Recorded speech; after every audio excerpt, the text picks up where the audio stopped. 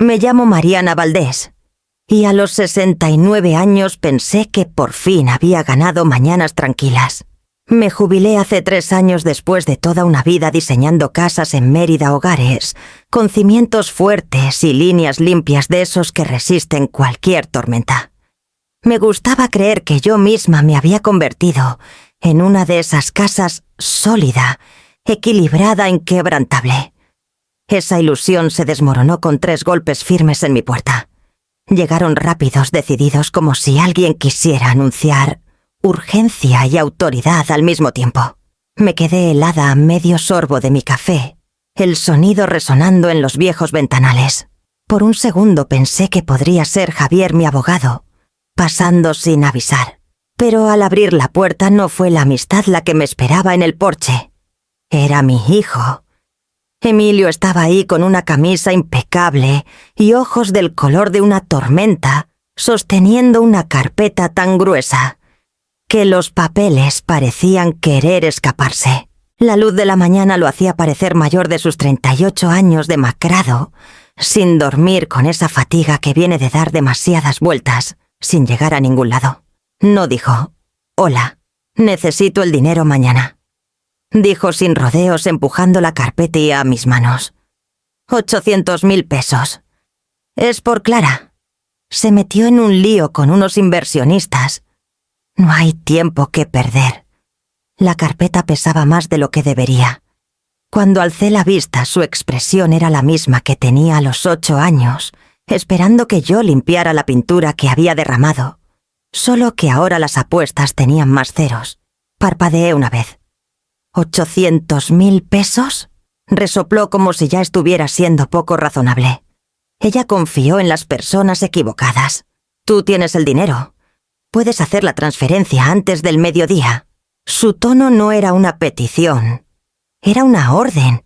Detrás de sus palabras escuché el eco de todas las veces que había intervenido para arreglar su mundo, su colegiatura cuando abandonó la universidad, su primera oficina cuando el alquiler se duplicó, su boda cuando su crédito colapsó. El amor siempre había sido mi razón. La culpa siempre había sido su moneda. El porche estaba lleno de luz, pero el aire entre nosotros se volvió denso. Él esperaba que entrara en pánico, que lo regañara, que preguntara. No lo hice. Solo sonreí, una curva pequeña y firme en los labios, que lo hizo moverse incómodo. «Está bien», dije en voz baja.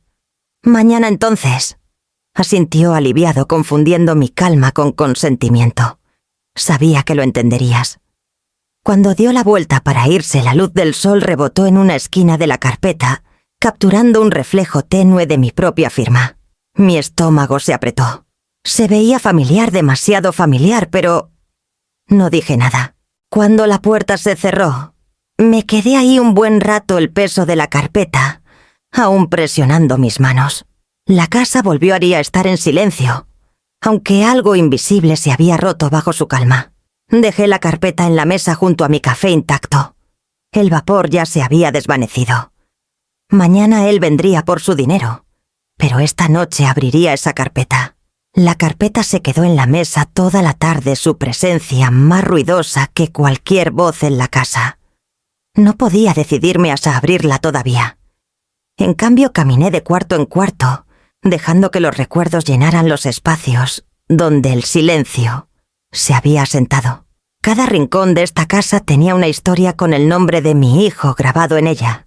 Cuando Emilio era pequeño, era dulce, curioso, como son los niños antes de que la vida les enseñe que el amor puede usarse como moneda. Se sentaba en mi mesa de dibujo trazando las líneas de mis planos con una regla demasiado grande para sus manos. «Tú haces hogares», decía. «Yo haré que la gente esté orgullosa». Yo le creía. Construí mi vida alrededor de creerle. El primer rescate fue lo bastante pequeño para pasar por generosidad. Tenía 19 años, era estudiante de 2º año en la universidad, pero pasaba más tiempo persiguiendo ideas de negocio que sacando buenas notas. Cuando lo suspendieron por no pagar la colegiatura, transferí el dinero sin dudarlo. Me dije que era lo que cualquier madre haría. Me llamó una semana después alegre, prometiendo que solo era un tropiezo. La segunda vez vino tras el fracaso de su primera empresa, una firma de diseño que colapsó bajo facturas impagas. Llegó a mi puerta con la misma expresión que ayer, un arrepentimiento ensayado, lo justo para parecer sincero. «Es temporal», dijo entonces. «Solo hasta que los clientes paguen». Firmé como aval de un préstamo y liquidé una de mis pequeñas inversiones para cubrirlo. No me devolvió nada más que cariño de ese que llegaba en llamadas solo cuando necesitaba que lo tranquilizara. Para cuando llegó su boda con Clara yo ya estaba cansada, aunque no lo admitía en voz alta. Clara era brillante y encantadora en público, frágil en privado. Hablaba de lujo como si fuera oxígeno.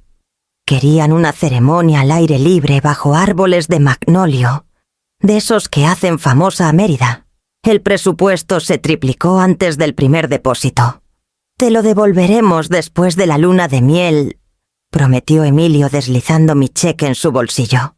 Sonreí entonces también. Me había vuelto buena en eso, sonriendo mientras me rendía. La casa vino después.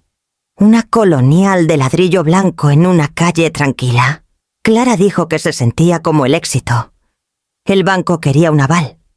Emilio lo llamó una formalidad. Puse mi nombre en la escritura pensando que sería temporal. Años después, cuando refinanciaron por segunda vez mi nombre, seguía ahí. Me agradeció con un ramo de azucenas y una tarjeta escrita a mano que decía: «Siempre has creído en mí». La guardé en un cajón, aunque dejé de creer mucho antes. Todavía escucho la voz de mi difunto esposo la noche antes de morir. Firme, amable, práctica. Mariana me dijo: «No construyas un hijo que nunca se construya a sí mismo». En ese momento pensé que era solo la preocupación de un padre, una frase para suavizar el borde de la enfermedad. No sabía que era una profecía. Los años se desdibujaron después de eso. Regalos, garantías, rescates silenciosos que nadie más vio.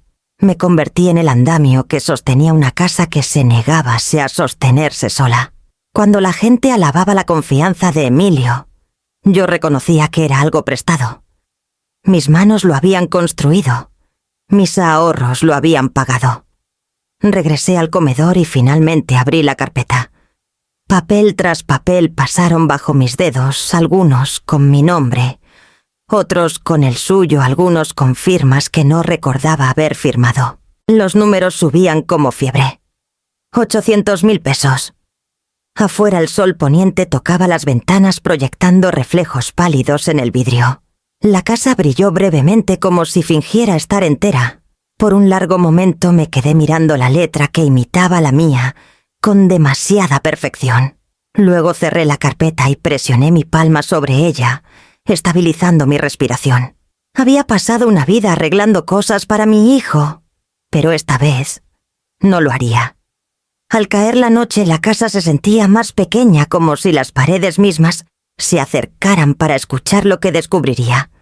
Preparé un té que no tomé y me senté bajo la lámpara colgante que alguna vez iluminó mis planos, ahora alumbrando un montón de papeles que amenazaban con redibujar mi vida. La carpeta se abrió con un leve siseo de fricción. Papel contra papel, confianza contra fractura. La primera página parecía inofensiva, una carta con membrete de un prestamista privado en Guadalajara. Mi nombre estaba pulcramente junto al de Emilio en negritas oficial, seguido de una firma que imitaba la mía, casi perfectamente. Los bucles eran correctos, el ángulo de la M practicado. Pero no la había firmado. Pasé otra página. La letra se repetía, la misma gracia falsificada que se burlaba de cada hora que pasé, enseñándole precisión cuando era joven. Él solía trazar mi cursiva en papel de desecho para aprender control. Ahora había usado esa lección para atarme a su deuda. Más abajo los números se volvían abrumadores. Líneas de crédito apiladas sobre garantías comerciales, todas marcadas con mi nombre como aval. Los contratos llevaban fechas de los últimos 18 meses, cuando Emilio decía que por fin estaba solvente, cuando Clara me decía que estaba construyendo su marca. La marca, al parecer, estaba construida sobre mí. Seguían recibos joyas de boutiques en la Ciudad de México. Una semana en Tulum, etiquetada como creación de contenido. Facturas de organizadores de eventos de lujo, fotógrafos y agencias de marketing con firmas brillantes. Había oído rumores sobre las asociaciones de influencers de Clara, pero asumí que eran cosas pequeñas, proyectos secundarios, para llenar sus días. No esto. No vuelos a Europa ni reservas en resorts privados con la tarjeta de la empresa de Emilio. Una foto se deslizó de uno de los sobres, una publicación en redes sociales, impresa para una auditoría de patrocinadores. Clara posaba junto a una piscina en Italia, con brazaletes dorados apilados, levantando una copa de champán, a media risa. La leyenda decía: agradecida por los socios que hacen los sueños realidad, sueños construidos sobre mentiras. Mi garganta se cerró no por la sorpresa, sino por el reconocimiento. Había pasado décadas dando sin llevar cuentas. Emilio debió aprender pronto que mi confianza no tenía registro, que mi firma era solo otro gesto de fe. Pero esta vez, la fe se había vuelto criminal. Tomé mis lentes de lectura y releí la letra pequeña. Las penalizaciones eran brutales. El incumplimiento significaba el embargo de activos colaterales, listados claramente propiedades en Mérida, en copropiedad de Mariana Valdés y Emilio Valdés. Mi propia casa, la que mi esposo y yo pagamos antes de que él falleciera, estaba nombrada en la cláusula. Mi pulso se aceleró. Bajo mi exterior tranquilo, algo frío y preciso, se asentó el instinto de una arquitecta. Estructura, análisis, rediseño. Abrí mi laptop buscando registros estatales de notificaciones de embargo. Ahí estaba un archivo UCC1 fechado hace 6 semanas. El prestamista ya había puesto un interés en una de mis cuentas de inversión. Exhalé lentamente el sonido más cerca de la incredulidad que del miedo. La traición ya no era emocional. Estaba documentada. Afuera el viento sacudía las bugambillas junto al porche y por un instante, fugaz, volví a escuchar la voz de mi esposo, su advertencia tranquila pero firme. No construyas un hijo que nunca se construyas a sí mismo. Él había visto esto venir de maneras que yo nunca pude. Apilé los documentos con cuidado, alineando sus bordes con mano firme. La precisión siempre había sido mi defensa contra el caos. Pero al mirar las líneas limpias de los papeles y los bucles falsificados de mi nombre, supe que esto no era algo que pudiera corregir con paciencia o pulcritud. Esto no era un error para arreglar. Era una decisión para deshacer. En la distancia, las campanas de una iglesia marcaron las 9. Apagué la lámpara dejando solo el resplandor de la luz de la calle filtrándose por las persianas. Mi reflejo titilaba débilmente en el vidrio. Una mujer que había construido demasiado, y finalmente entendía que incluso el amor, cuando está mal colocado, podía convertirse en un lastre. Mañana decidí dejaría de ser el cimiento sobre el que él seguía reconstruyendo sus fracasos. Por la mañana el impacto se había enfriado en claridad. Dormí poco, pero cuando lo hice fue el tipo de sueño que se siente como cerrar una puerta, no como descansar detrás de ella. La carpeta seguía en la mesa de la cocina donde la dejé ordenada como una herida sellada durante la noche. Después del desayuno caminé al porche de mi vecina. La doctora Silvia Horta ya estaba regando sus orquídeas con la misma precisión tranquila que alguna vez calmó a sus pacientes en su larga carrera como psiquiatra. Cuando le conté lo que Emilio había hecho, no se inmutó. Simplemente cerró la manguera, la dejó con cuidado y me indicó que me sentara. «Un límite», dijo tras un largo silencio.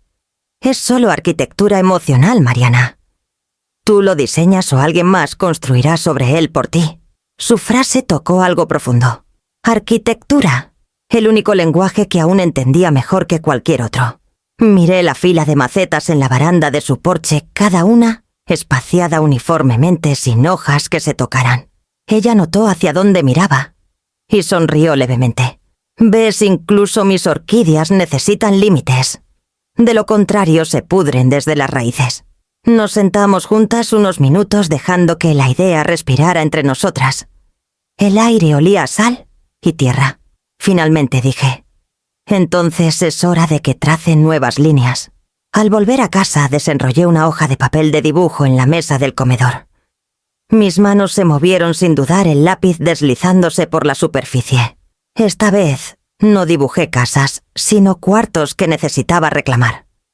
Una caja etiquetada finanzas, otra confianzas, otra paz, cada una con su propio perímetro. Se sentía casi sacrílego usar el mismo lápiz que alguna vez diseñó hogares para familias, ahora para diseñar distancia de la mía propia. Pero mientras dibujaba, la niebla dentro de mí comenzó a disiparse. Luego vino el trabajo práctico. Llamé a Javier Morales, mi abogado y amigo de los primeros días de mi carrera. Contestó al tercer timbre, su voz rasposa por demasiadas llamadas nocturnas como la mía. Me preguntaba cuándo te oiría, dijo. Le conté todo: la firma falsificada, los préstamos, los embargos de propiedades. Hubo una pausa lo bastante larga para escuchar el roce de papeles en su lado. Necesitas revocar todas las autorizaciones compartidas de inmediato, dijo. Poder notarial, firmas conjuntas en fideicomisos, la cuenta de inversión conjunta. Podemos empezar el proceso hoy. Hazlo, dije. Mi voz me sorprendió por lo firme que sonó. Dudó.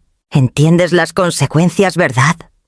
Una vez que actuemos, Emilio no podrá acceder a un solo centavo ligado a tu patrimonio. Será una guerra. Que sea limpia entonces, respondí. El tono de Javier se suavizó. Siempre has sido generosa hasta el exceso. Tal vez este sea el primer plano que dibujes solo para ti. Colgué y exhalé. La palabra plano quedó resonando, cargada de ironía y gracia. El resto de la tarde trabajé en la lista que Javier me envió por correo, revocando permisos, asegurando contraseñas, notificando al banco sobre posible fraude. Cada tarea completada se sentía como un muro que se alzaba entre el caos y la calma. Mi laptop se convirtió en la nueva mesa de dibujo. Cada firma digital, otra línea de defensa. Cuando terminé los trámites, me recosté y dejé que el silencio regresara. Afuera el viento movía las palmeras, sus ramas rozando suavemente las ventanas. Había pasado una vida construyendo estructuras para mantener a otros a salvo. Ahora estaba construyendo una para mantenerme entera. En la mesa junto a mi té que se enfriaba estaban los planos doblados de mi nuevo diseño. Las líneas eran limpias, los espacios definidos. Nadie podía entrar aquí a menos que yo misma abriera la puerta. Por primera vez en años ese pensamiento no se sentía solitario. Se sentía como aire. Cuando la tarde cayó sobre el puerto, la casa se había vuelto inquietantemente ordenada. Papeles archivados, cuentas bloqueadas, cada rastro del acceso de Emilio borrado. Pero la calma nunca llega sin un precio. El silencio se sentía espeso, como si las paredes contuvieran la respiración, esperando lo que haría después. Encontré la caja en el ático, cartón sencillo, usado alguna vez para empacar materiales de dibujo de mi oficina cuando me jubilé. Sus esquinas estaban abolladas, su tapa blanda por años de polvo. La limpié y la bajé colocándola en la mesa de la cocina, donde alguna vez la luz del sol se derramaba sobre desayunos familiares. Era una caja común, pero contendría todo lo extraordinario de lo que había soportado y lo que estaba a punto de terminar. Empecé con las copias. Javier había enviado archivos digitales esa mañana, una serie de correos con estados de cuenta escaneados, escrituras de propiedades y confirmaciones de transferencias. Imprimí cada uno lentamente, el sonido de la máquina constante y definitivo. Página tras página salieron todas marcadas con mi nombre, un nombre que había sido usado como sello de aprobación en vidas que no eran la mía. Luego vinieron los mensajes de texto. Los transferí de mi teléfono al papel. Las peticiones nocturnas de Emilio, las súplicas de Clara, escritas en ese tono dulce y ensayado de dependencia. Siempre nos has entendido, escribió ella una vez. Solo necesitamos un préstamo más para pasar este mes. Deslicé cada impresión en una carpeta etiquetada Historia, aunque podrías haberla llamado algo más simple prueba. Luego reuní copias de cada escritura en la casa colonial, que avalicé el yate que nunca usaron, pero aseguraron a mi nombre, y los documentos del fideicomiso que alguna vez sentí como regalos de amor. Cada página contaba una historia de rendición silenciosa. En medio de la caja coloqué un cheque de caja por C10.000, no caridad, sino cierre. Suficiente para que comenzara de nuevo, o suficiente para que entendiera que el dinero ya no era el idioma que yo hablaba. El último artículo fue más pequeño que los demás. Una foto impresa de Emilio, a los 7 años de pie junto a mí, en mi mesa de dibujo lápiz en mano. Su sonrisa era amplia sin reservas. Un niño que quería construir todo. La deslicé encima de los documentos y me recosté con la garganta apretada. El amor me había hecho generosa. La ceguera me había hecho descuidada. Pero esta caja no era ni regalo ni castigo. Era la verdad contenida al fin. Cuando la caja estuvo casi llena, tomé una tarjeta. Mi letra tembló solo una vez, mientras escribía el mensaje. Dijiste que la familia es lo primero. Emilio. Tal vez es hora de que la familia sea honesta primero. Releí la línea simple y limpia como prefería que terminara cada diseño con equilibrio. Luego puse la nota dentro, sellé las solapas con cinta transparente y presioné con fuerza hasta que quedó fija. El sonido resonó con fuerza en la habitación como un veredicto. Afuera un viento suave agitaba los árboles de mango, sus hojas rozando las ventanas con un susurro seco. Imaginé que asentían en aprobación silenciosa. Deslicé la caja al mueble del pasillo donde Emilio la vería primero al llegar mañana.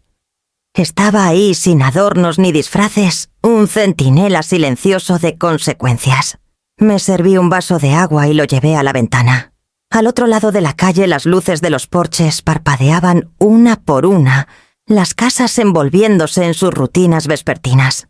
En alguna parte entre ellas, las familias se reunían para la cena, pasándose platos, compartiendo historias.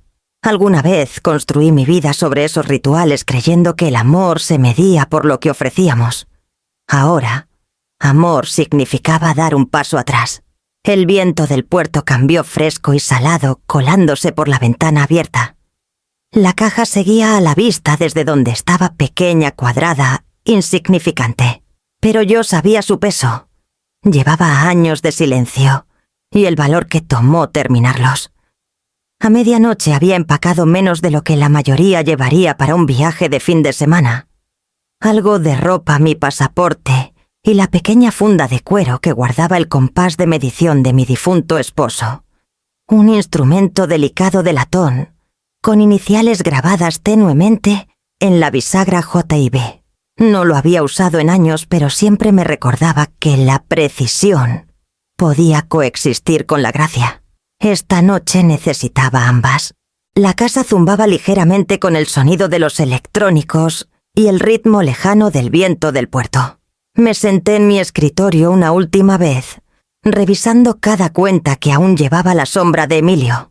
El correo de Javier había llegado antes, revocaciones de autorización confirmadas, acceso al fideicomiso congelado, poder notarial anulado a las 10:42 p.m.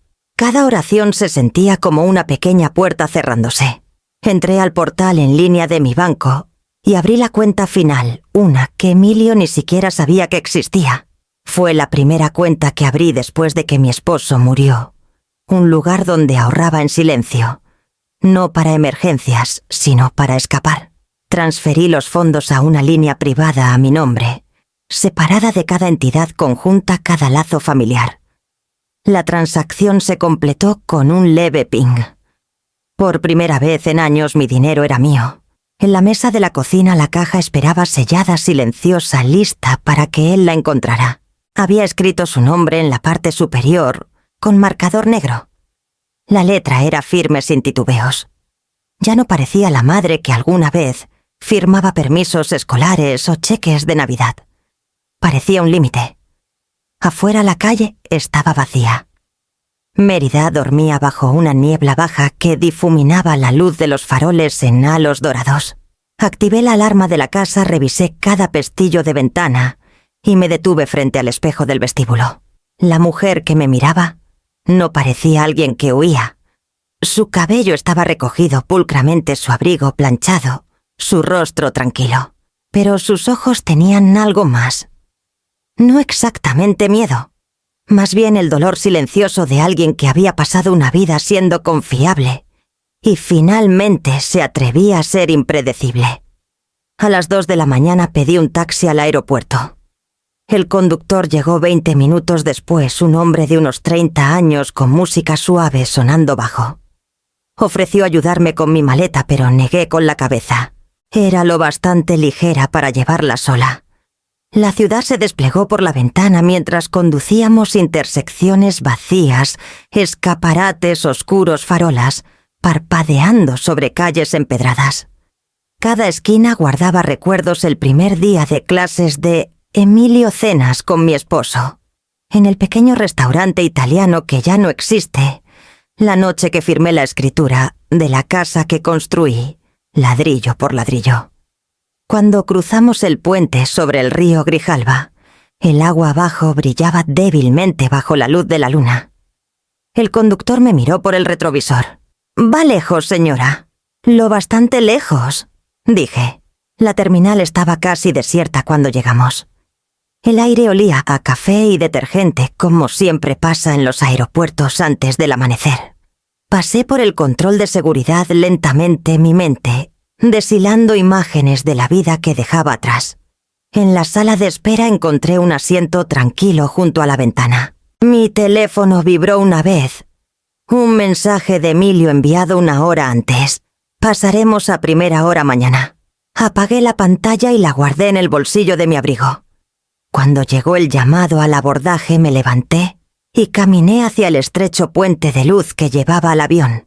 Afuera el primer rastro del amanecer comenzó a serializarse sobre el puerto de Mérida, bañando la ciudad en rosa pálido y gris. Hace 4 horas era la madre de alguien esperando ser necesitada. Ahora era simplemente una mujer en tránsito sin llevar nada que no eligiera, rumbo a una vida que aún no había diseñado, pero que finalmente me pertenecía. A media mañana Mérida ya estaba cálida, el aire cargado con el aroma de magnolias y sal.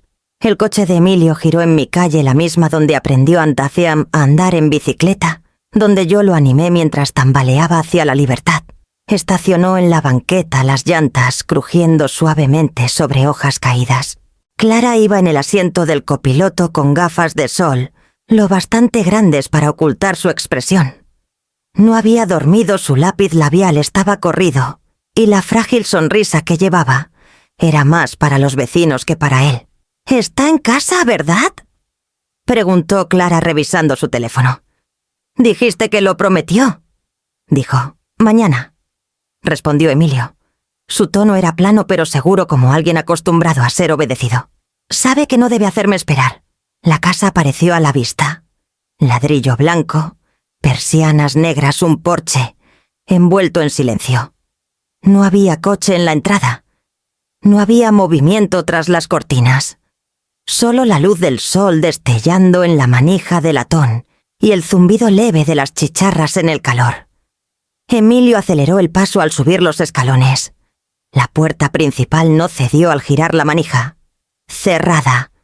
Golpeó una vez, luego más fuerte. «Mamá», su voz resonó por el patio espantando un pájaro de la baranda. «Abre, vinimos por los papeles». No hubo respuesta. Lo intentó de nuevo, la impaciencia creciendo. Mamá nada. Solo el lento crujir de las tablas del porche bajo su peso. Entonces la vio una caja de cartón sencilla junto al tapete de bienvenida, con su nombre escrito en la parte superior, con tinta negra gruesa. La letra era inconfundible. Por un momento se quedó congelado el viento, levantando la orilla de su chaqueta. Clara rondaba unos pasos atrás apretando su bolso. «¿Qué es eso?», preguntó. Emilio se agachó trazando las letras de la tapa con el pulgar. Es de ella.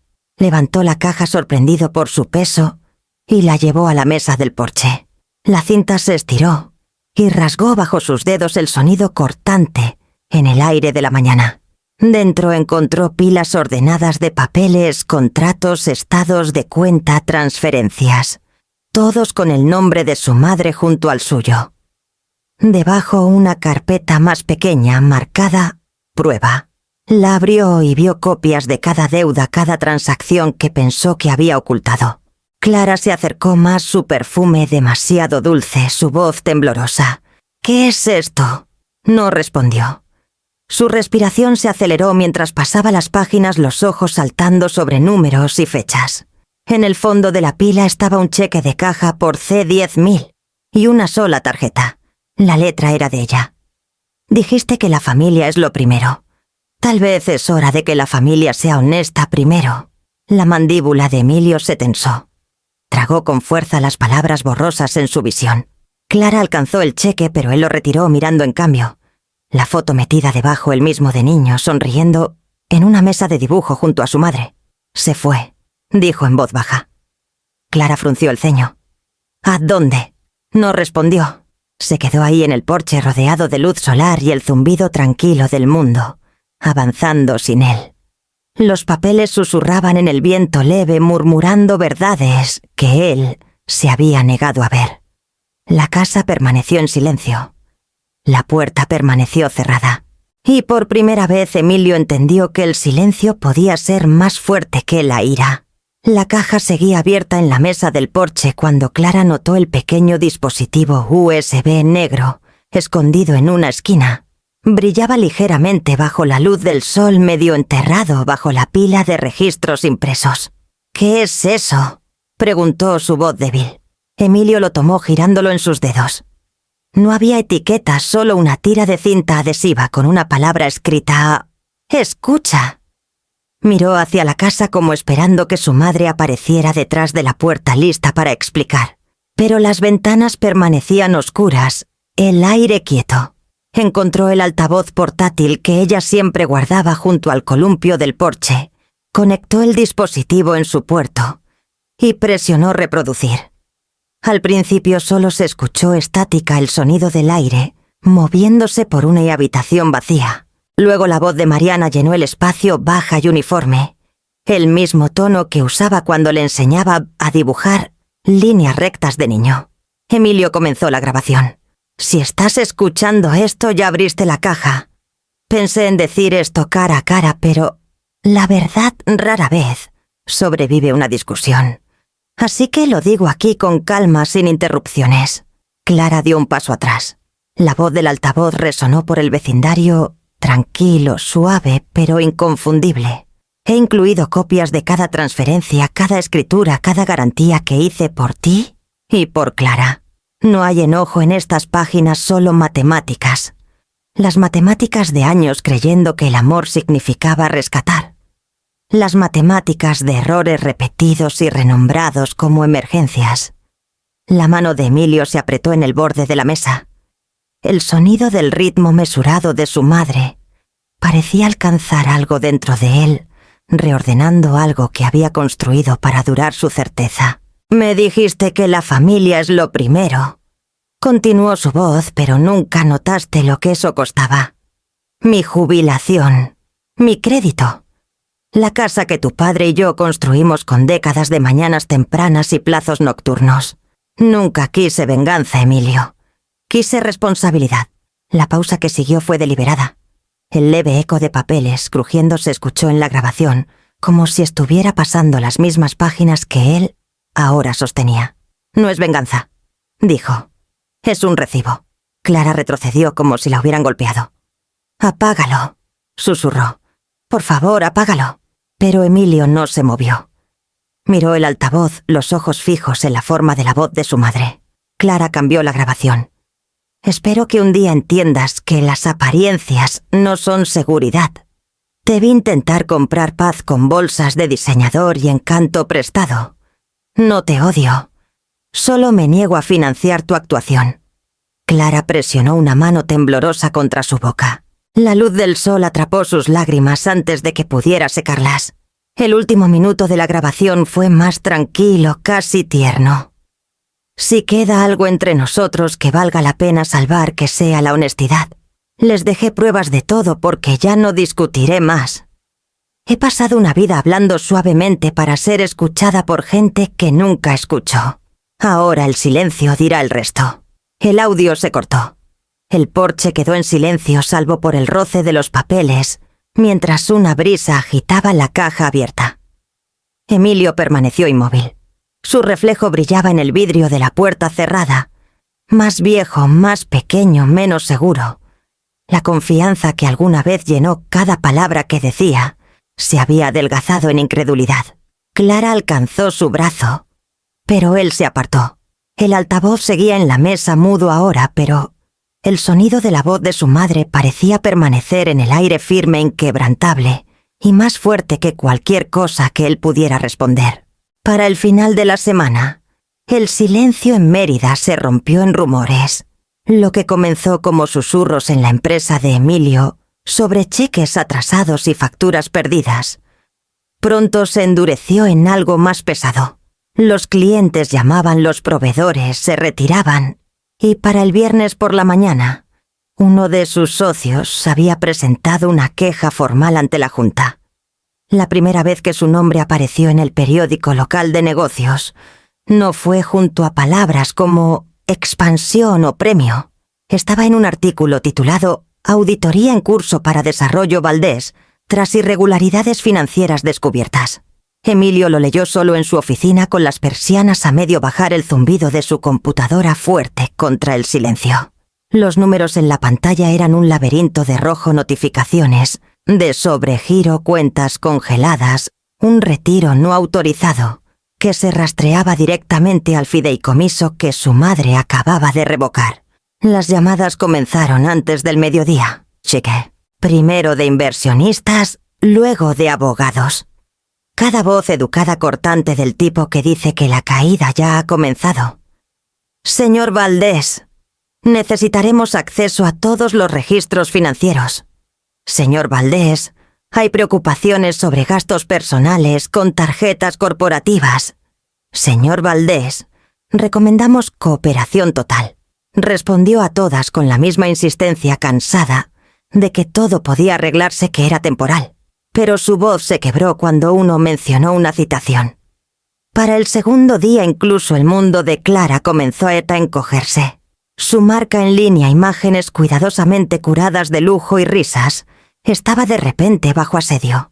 Los mismos seguidores que alguna vez adoraban su vida encantada, ahora diseccionaban sus publicaciones como evidencia. Los comentarios se acumulaban bajo cada foto. Este viaje fue pagado por sus clientes. ¿Con qué dinero se compró esta bolsa? Intentó controlar la narrativa publicando una sola leyenda en desafío tembloroso. La gente ama juzgar lo que no entiende. Pero Internet entendía bastante. Capturas de pantalla del titular de la auditoría se extendieron más rápido de lo que ella podía eliminarlas. En 48 horas, sus contratos de patrocinio se evaporaron. Los acreedores llegaron a su puerta el lunes siguiente, hombres bien vestidos con modales tranquilos y ojos más afilados. Hablaban en voz baja como hacen los profesionales cuando el daño ya es seguro. Uno de ellos le entregó a Emilio un documento. «Daremos 7 días hábiles», dijo el hombre asintiendo hacia la casa que no era realmente suya. «Después de eso procederemos con el embargo». Clara se dio la vuelta, sus manos temblando. «Emilio, haz algo», susurró. Pero no había nada más que hacer. Se sentó en el sofá, él mismo comprado con una línea de crédito que abrió a nombre de su madre. Miró la pantalla en blanco del televisor, el reflejo de su propio rostro devolviéndole la mirada demacrado, hueco, desamarrado. Esa tarde la oficina de Javier Morales recibió 3 llamadas frenéticas del equipo legal de Emilio. Su asistente transfirió la primera antes de que Javier mismo contestara. «Señor Morales», dijo el joven abogado sin aliento, «el hijo de su clienta dice que está reteniendo documentos que pertenecen al fideicomiso. Necesitamos que los libere de inmediato. La respuesta de Javier fue mesurada. ¿Esos documentos pertenecen a la señora Valdés? No a su hijo. Y han sido sellados bajo su autoridad. Si el señor Valdés tiene inquietudes, puede abordarlas por los canales adecuados. La voz al otro lado titubeó. No entiende, su empresa se está derrumbando. Dice que ella lo arruinó. Javier suspiró suavemente. No dijo él se arruinó solo. Ella solo dejó de encubrirlo. Al anochecer, Emilio estaba en la entrada mientras el último coche de los acreedores se alejaba. La caja de su madre seguía en la mesa del porche, aunque los papeles dentro ya estaban desordenados y manejados tantas veces que comenzaban a doblarse en las esquinas. Clara se había retirado al interior su teléfono descartado, en la encimera las notificaciones, parpadeando como pequeñas alarmas implacables. Miró hacia el horizonte donde el puerto se encontraba con el cielo. La luz se desvanecía el oro, hundiéndose en gris. Durante años había creído que el poder se heredaba, pero parado ahí entre los restos de su propio deshacer, entendió cuán fácil podía ser revocado, no por la fuerza, sino por un solo acto silencioso de verdad. La casa se sentía extraña en el silencio, como si las paredes mismas hubieran dejado de creer en ellos. Emilio se sentó en la sala con las cortinas corridas, el suave tic-tac del reloj de la repisa, marcando cada segundo que se negaba a pasar desapercibido. El aire olía ligeramente a café y a fracaso. Clara estaba cerca de la ventana, los brazos cruzados con fuerza sobre el pecho. Su reflejo en el vidrio temblaba con la luz de la calle afuera. «Deberías haber manejado esto antes», dijo su voz afilada quebradiza. «Sabías que los contratos eran riesgosos. Sabías qué pasaría si tu madre se enteraba». Emilio no la miró. No se suponía que llegara tan lejos. Su risa fue pequeña y fría. «No, nunca lo es. Me prometiste que ella lo arreglaría. Dijiste que siempre lo hacía». Se volvió entonces, sus ojos huecos cansados de una manera que ella no había visto antes. «Se fue, Clara». «¿Qué quieres decir con que se fue?» «Quiero decir que se fue. Sin dirección de reenvío. Sin llamadas». Su voz se adelgazó. «La perdimos». La boca de Clara se abrió para discutir, pero las palabras se atoraron. Por primera vez se dio cuenta de que no estaba hablando de dinero. Hablaba de algo más grande, el centro silencioso, alrededor del cual habían girado sus vidas, la gravedad que habían confundido con una red de seguridad. El silencio que siguió llenó la habitación como niebla. Finalmente, ella dijo: «Tú dejaste que esto pasara».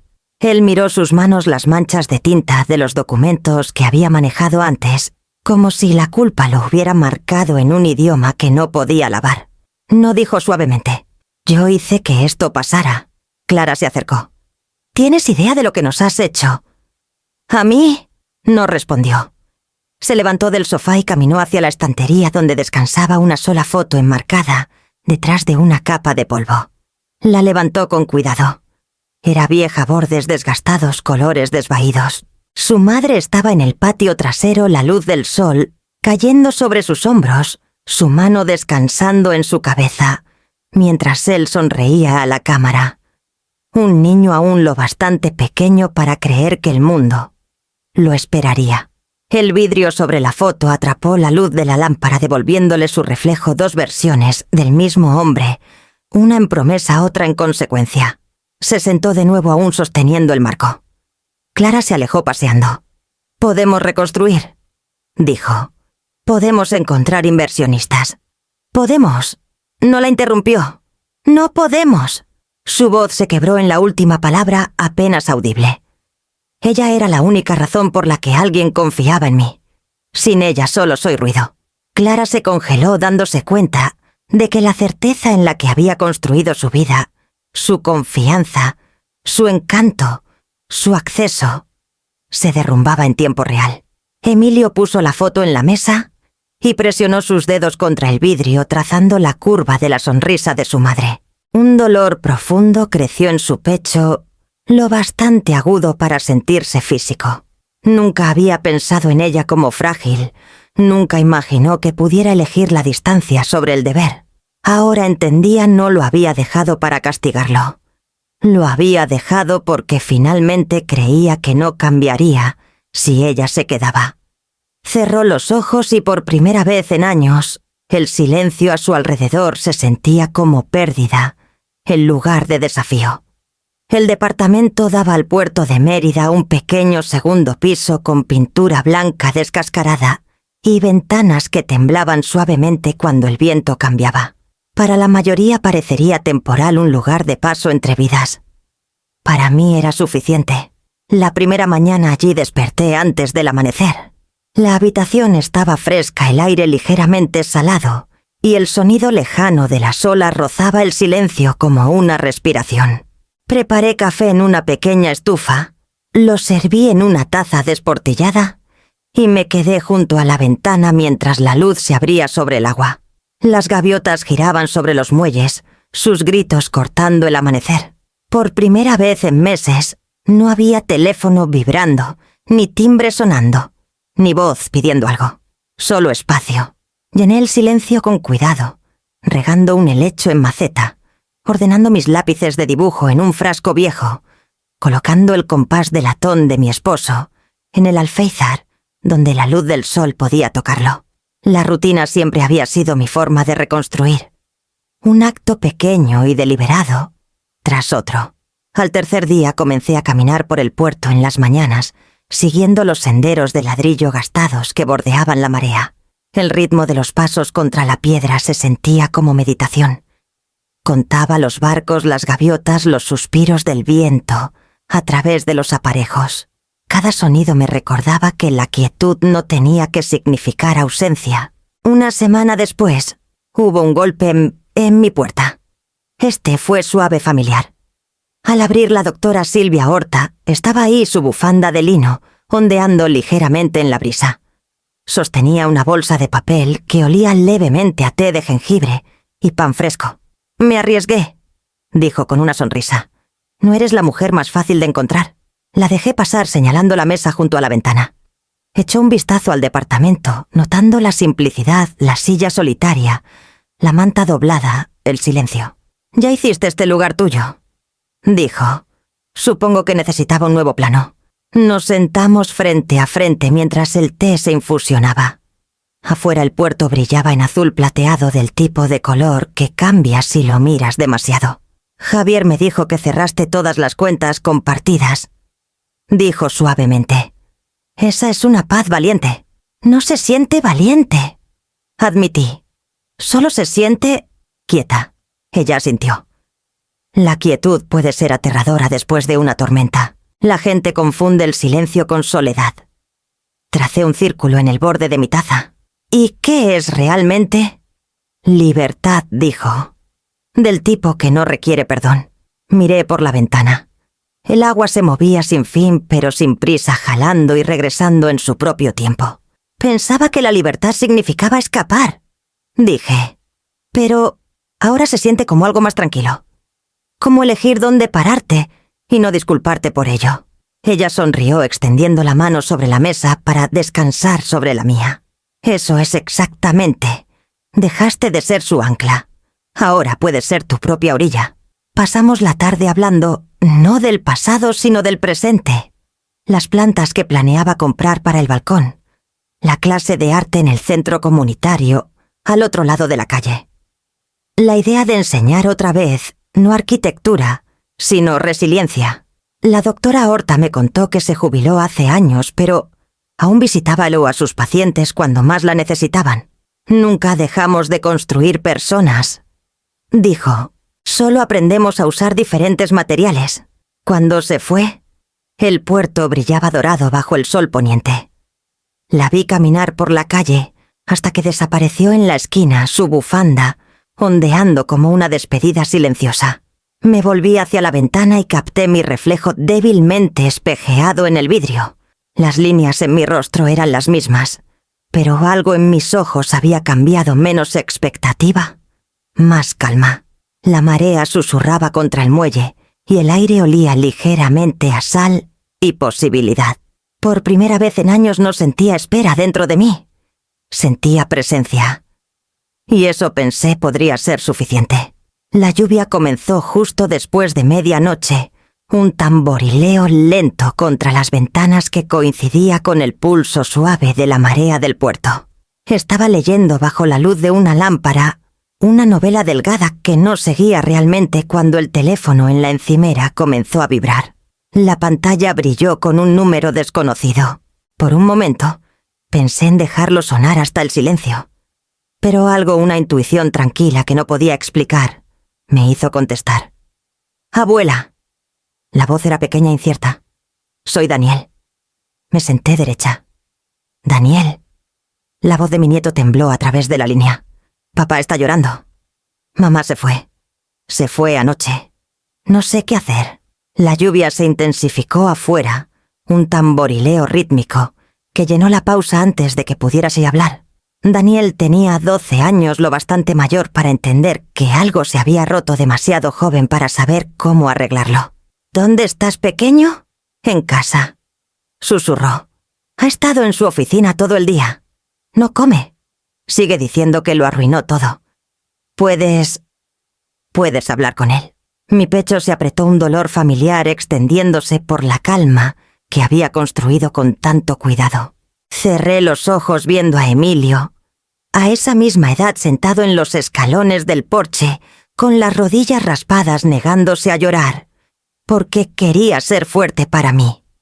Ahora su propio hijo estaba llamando con esa misma voz pequeña, pidiéndome que hiciera lo que siempre había hecho, intervenir, arreglar, salvar. «Me alegra que llamaras, Daniel», dije suavemente. «Hiciste lo correcto». «Pero no puedo hablar con tu papá ahora. Todavía no». Las palabras se sintieron pesadas como levantar una reja que había clavado con mis propias manos. «Pero está muy triste», dijo Daniel y pude escuchar el comienzo de las lágrimas.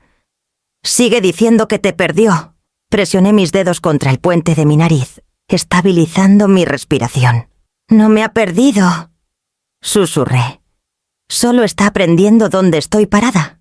Tras un momento le dije que llamara a Tese, su tía, la hermana de Clara que vivía cerca, y que ella ayudaría por ahora. Hablamos hasta que su respiración se estabilizó, y le prometí que siempre podía llamarme si sentía miedo. Cuando la línea quedó en silencio, me senté sola, el teléfono aún cálido en mi mano. Mi primer impulso fue pura memoria muscular. Abrí mi laptop, el resplandor derramándose por la pequeña cocina, y entré a mi cuenta bancaria. Mi cursor flotó sobre la opción de transferencia. La familiar oleada de responsabilidad, el falso consuelo de la acción, apretó su agarre. Podría enviar algo lo justo para aliviar el agujero que se habían cavado. Una transferencia rápida, silenciosa, limpia. Nadie lo sabría. Mi dedo rondaba sobre el trackpad.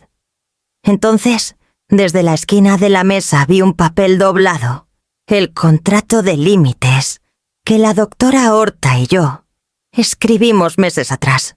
Lo alcancé con manos temblorosas y lo desdoblé con cuidado. La primera línea estaba en mi letra. «Cuando la culpa suena como amor, haz una pausa». Debajo en la escritura tranquila de la doctora Horta. «No eres responsable de quienes se niegan a crecer con tu ayuda». Y al final escrito juntas durante una de nuestras sesiones: «La bondad sin límites es autoborrarse». Las palabras se desdibujaron a través de una fina capa de lágrimas. Puse mis manos planas sobre la mesa hasta que el temblor se calmó. Mi respiración se ralentizó, la tentación aflojando su agarre. Cerré la laptop. El sonido fue tranquilo, definitivo, casi tierno. Afuera el trueno rodó sobre el puerto suave y lejano, un recordatorio de tormentas que venían y se iban, sin importar quién estuviera mirando. Me serví un vaso de agua, el acto simple, anclándome de vuelta hasta la habitación. No fue crueldad lo que me hizo parar. Fue claridad. Emilio tendría que enfrentar su propia ruina antes de poder reconstruir. Ya le había comprado demasiadas líneas de vida, cada una confundida con amor. Cuando finalmente me fui a la cama, la lluvia se había suavizado en una neblina. Me quedé quieta escuchando el zumbido leve de la ciudad abajo y dejé que el silencio se asentara de nuevo, no como castigo, sino como paz reclamada. Era tarde en la tarde cuando escuché el golpe. No era el ritmo agudo e insistente que habían aprendido a temer, sino un sonido vacilante, 2 toques suaves, una pausa, luego uno más, como si la persona al otro lado no estuviera segura de pertenecer allí. Dejé mi libro a un lado y crucé la pequeña sala. A través del vidrio lo vi parado en el porche con las manos en los bolsillos, los hombros ligeramente encorvados contra el viento del puerto. Emilio. Se veía más delgado, mayor, con el cabello salpicado de gris que no había notado antes. Por un largo momento no me moví. Luego abrí la puerta, pero solo a medias. Sonrió débil y se incierto. «Hola, mamá». Emilio, dije en voz baja. «¿Me encontraste?» Tuve que intentarlo. Miró más allá de mí, no invadiendo, solo observando el fragmento de la vida que había construido. El aroma del café flotaba desde la cocina, el sonido de las gaviotas, llamando más allá del balcón. Esperé la tensión familiar, el tono de exigencia, el lenguaje de la expectativa, pero no llegó. «No vengo por dinero», dijo antes de que pudiera hablar. «Vengo porque finalmente te veo». La frase quedó suspendida en el aire frágil y desconocida. Por primera vez en años, sus palabras no sonaban a estrategia. Sacó un sobre doblado de su chaqueta. «Son estados de cuenta», dijo. «Pruebas de que he comenzado a pagar las deudas, vendiendo los autos, el yate, la casa. Lo que pueda. No es suficiente aún, pero es algo». Tomé el sobre dándole la vuelta sin abrirlo.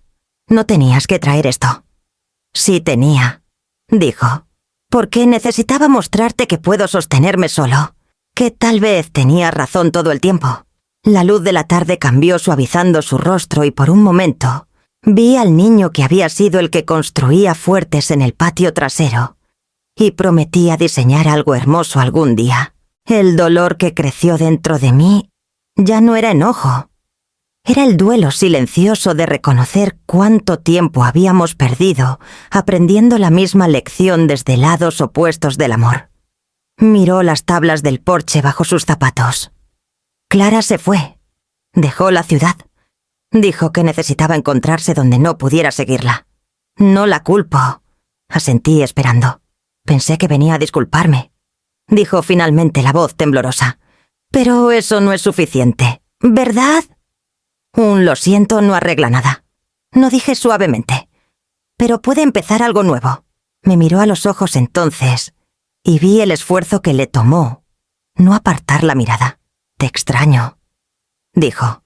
«La forma en que solías hablarme antes de que todo se convirtiera en transacciones. Sigo escuchando tu voz de esa grabación calmada, segura. Creo que esa es la versión de ti que siempre necesité».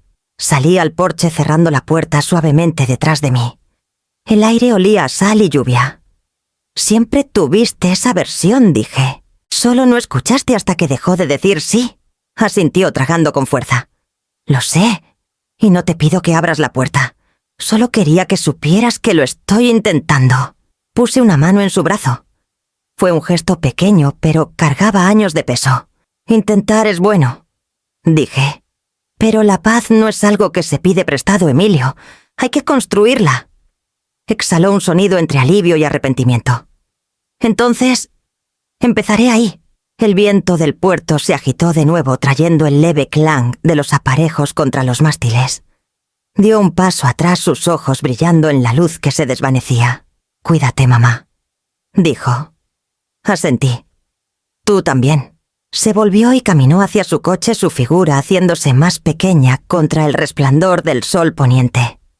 Me quedé ahí hasta que el motor arrancó, hasta que el sonido desapareció por la calle. Luego miré el sobre en mi mano, su prueba, su esfuerzo, su comienzo, y sentí que algo se aflojaba silenciosamente dentro de mí. No regresé adentro de inmediato.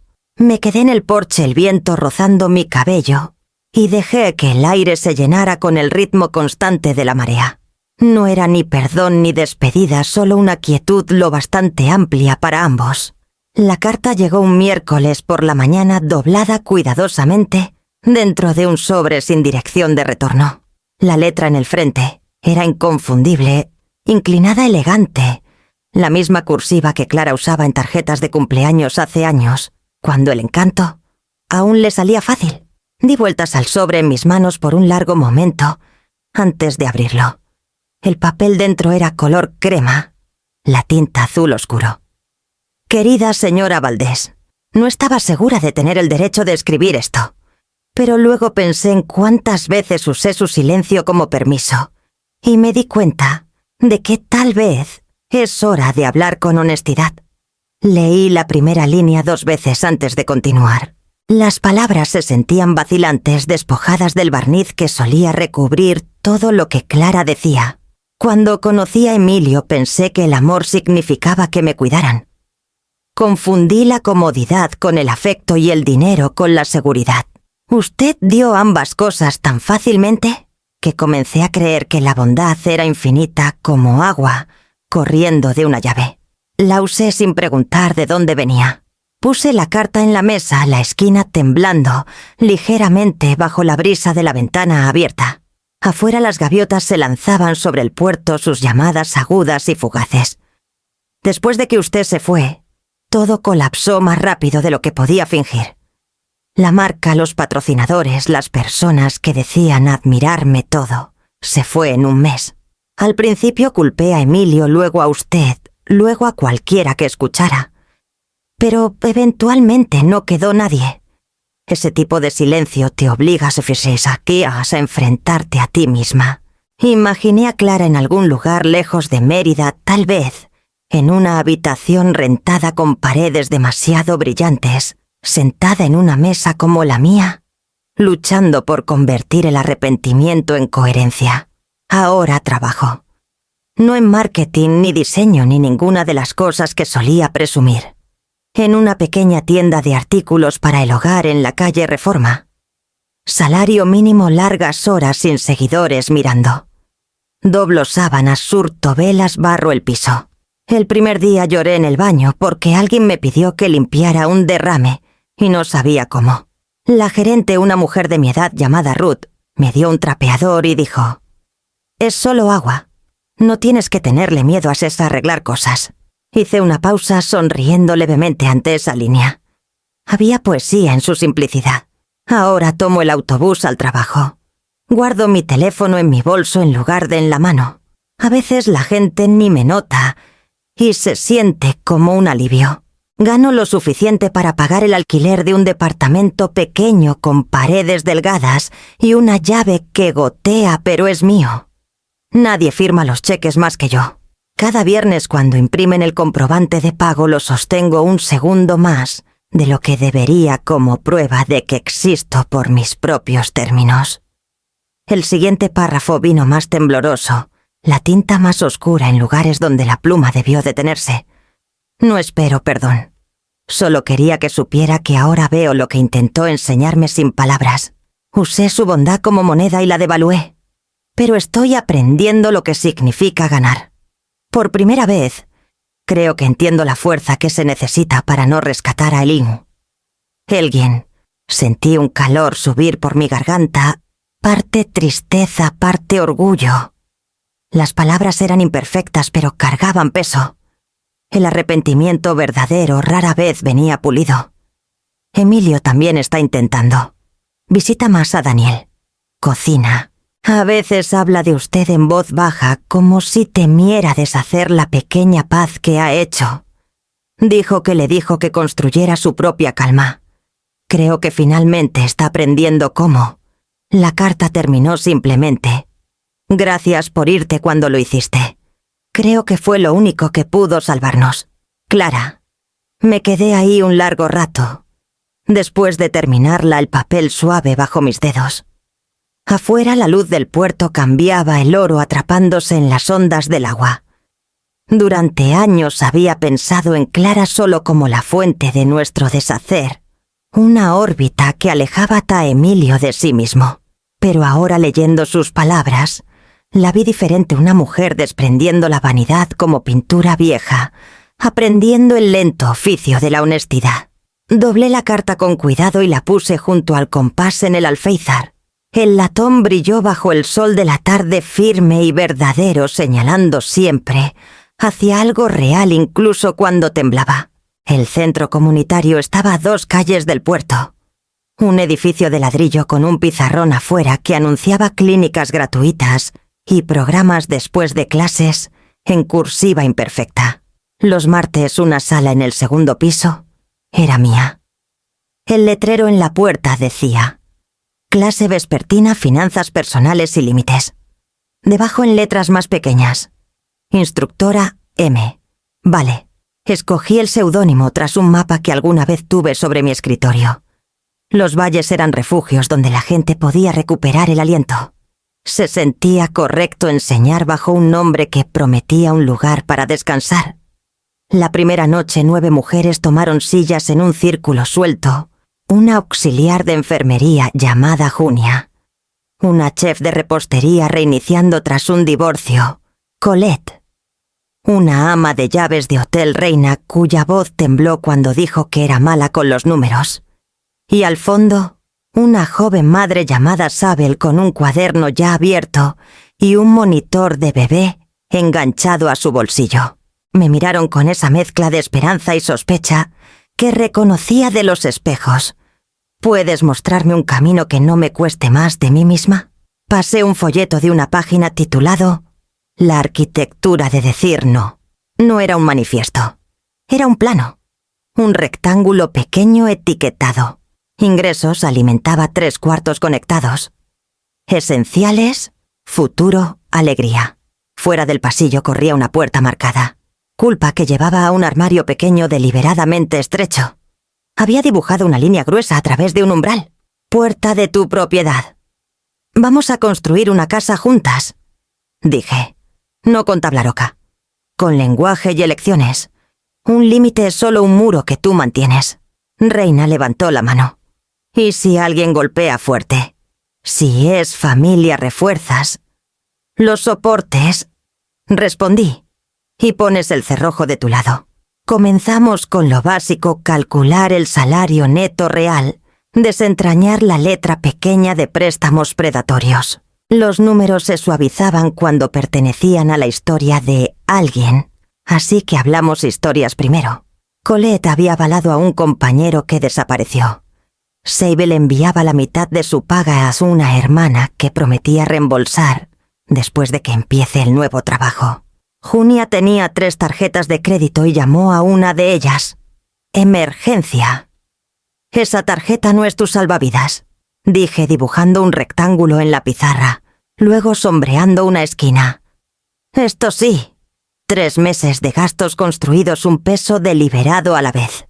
En la segunda semana practicamos guiones. La sala olía ya a limpiador de limón y marcadores frescos.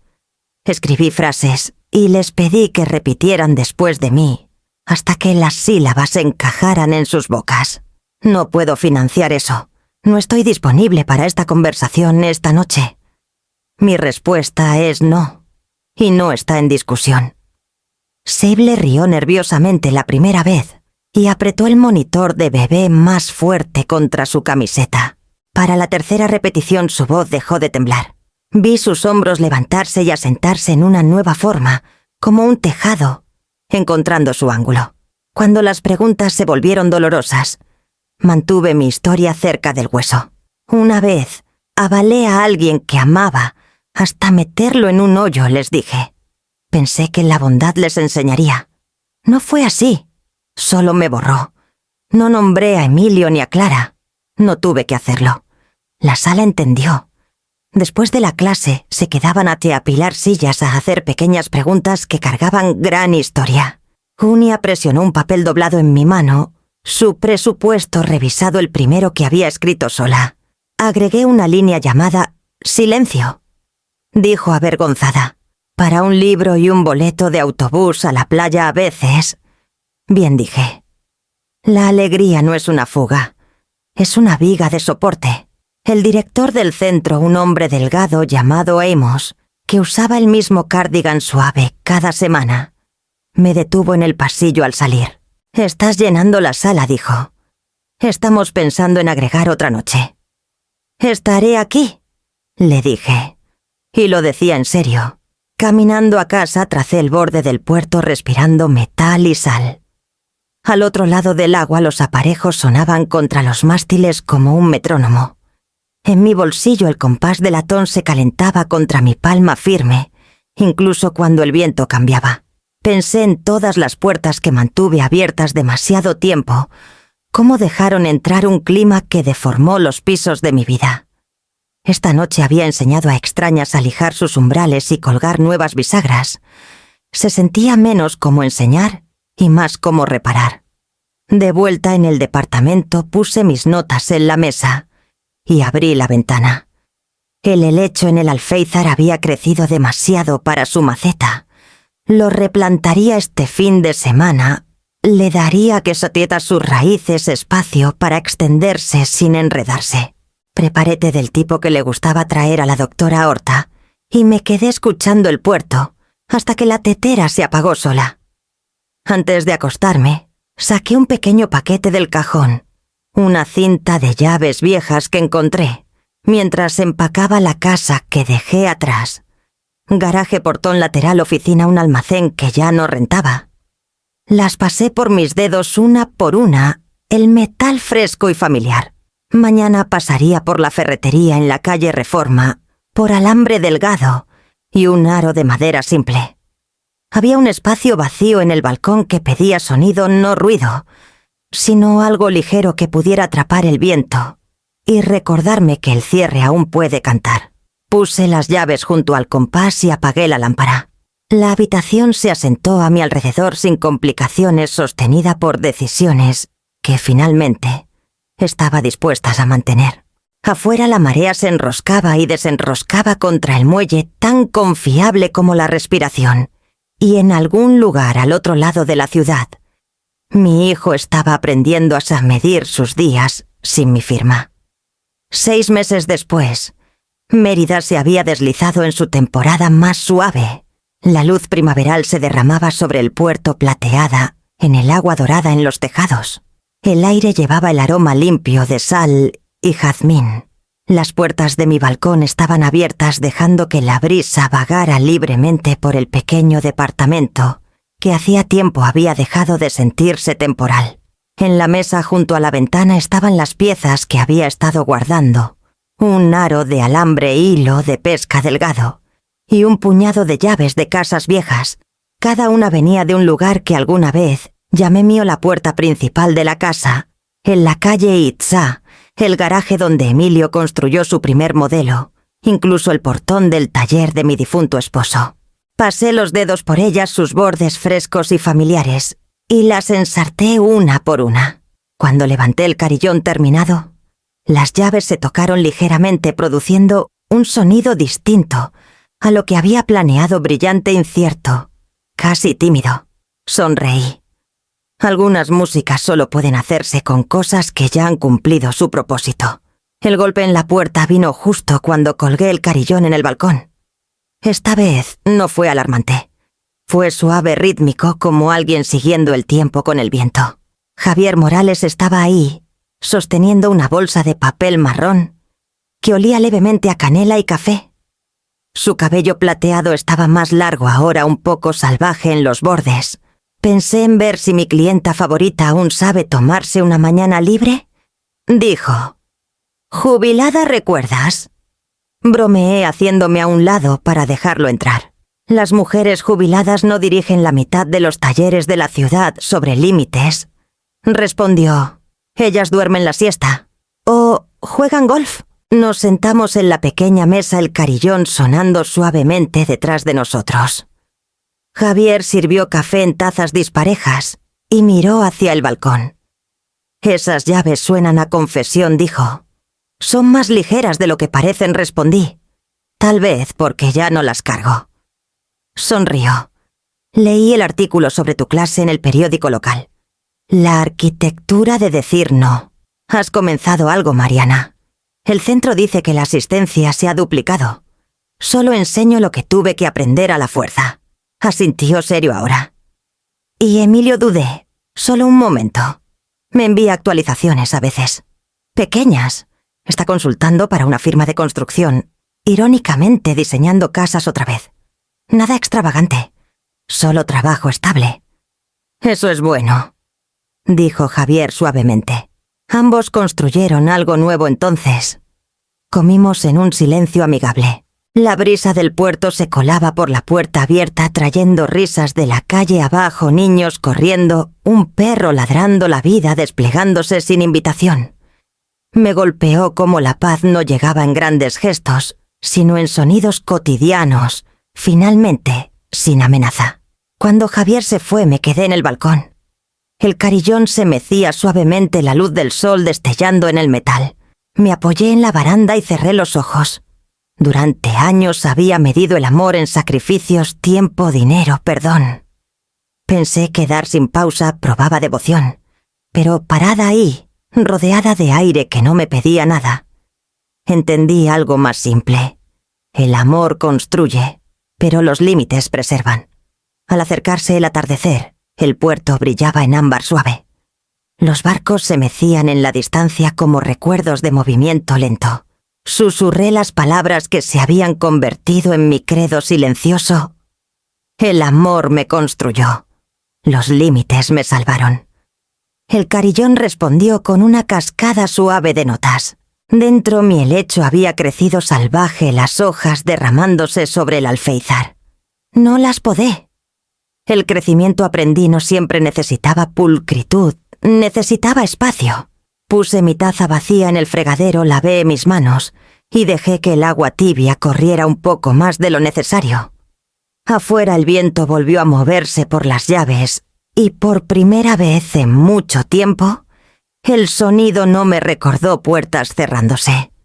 Sonaba como nuevos cuartos abriéndose, cuartos que había construido dentro de mí, amplios y luminosos, sin nada que probar, y todo por vivir.